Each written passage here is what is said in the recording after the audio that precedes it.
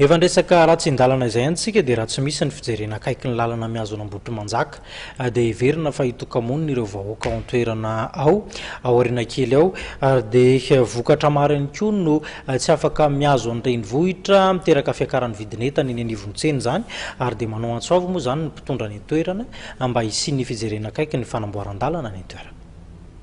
Natao ihany ny angina sy tsy teno ny filopoko tany iray eny ambotry manjaka fa dia efa tafahoatra ny mety ary efa mampiteny moana ny fampitehan'ny lalana makeny ambotry manjaka eny hatreo amin'ny tetezana ka hatreny amin'ny tsena ny asa tanana. Nanao antsoavo amin'ireo mpitondra fanjakana ireo vahoaka eny an-toerana mba hijerevana vahaolana aingana amin'ny fampitehany ny lalana iny satria raha izao no mitohy ohatrany ny tenany dia ho tapaka tanteraka ny fifamoivoizana eny an-toerana. Ity lalana ity dia lalana tsara teo aloha fa nompitehan'ireo sinoa ny taona tany hanana tanterana ny tetikasany filoham-pirenena tamin'ny fionana tampony tany miteny frantsay ary nampanantena ny mpitondra fanjakana fa ho amboarina avy hatrany raha vao vita ny asa. Ambotry manjaka moa dia tena misy mihitsy ny amehana voalohany indrindra dia marina hoe anatin'ny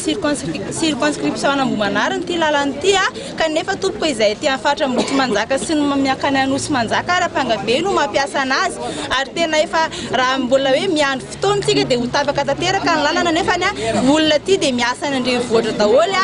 simba ny fiara tsy misy mikarakara manao antso izay ao manafahefana raha mba misy sofina mihaino ihany satria efa mianatra mandaina tompoko zavatra mahazo faritra ambotry manjaka voalohany indrindra tompoko somary amafisiko ihany hoe tamin'ny fotoanan'ny fanokanana francophonie dia ny teny filoham-pirenena namboatra ity lalana ity tapirihan'zareo nanimba ilay lalana satria ireo camion izay nanamboatra amin'ny projet amin'ny francophonie no natonga lalana ohatran'izao hatramin'izao tompoko ery taona sy tapany aucune réaction avy any amin'ny manam-pahefana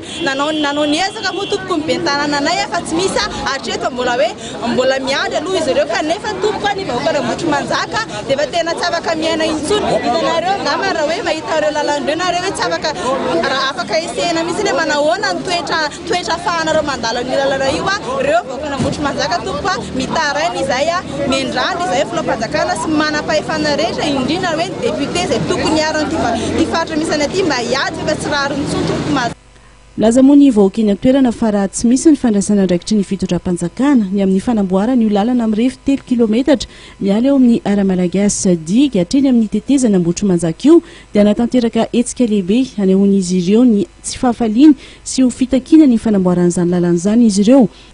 Marina fa ny commune ambotry manjaka, ny commune Ampangabe, ny commune Mahereza, ny commune Fiadanana ary ireo tanàna manodidina toa an'Andriatandy, Ianarivo ary Andratrehana dia misy mponina mihoatra ny iray hetsy izay dia tena mampiasa io lalana io isan'andro ifamezivezen'ny olona sy ny vokatra.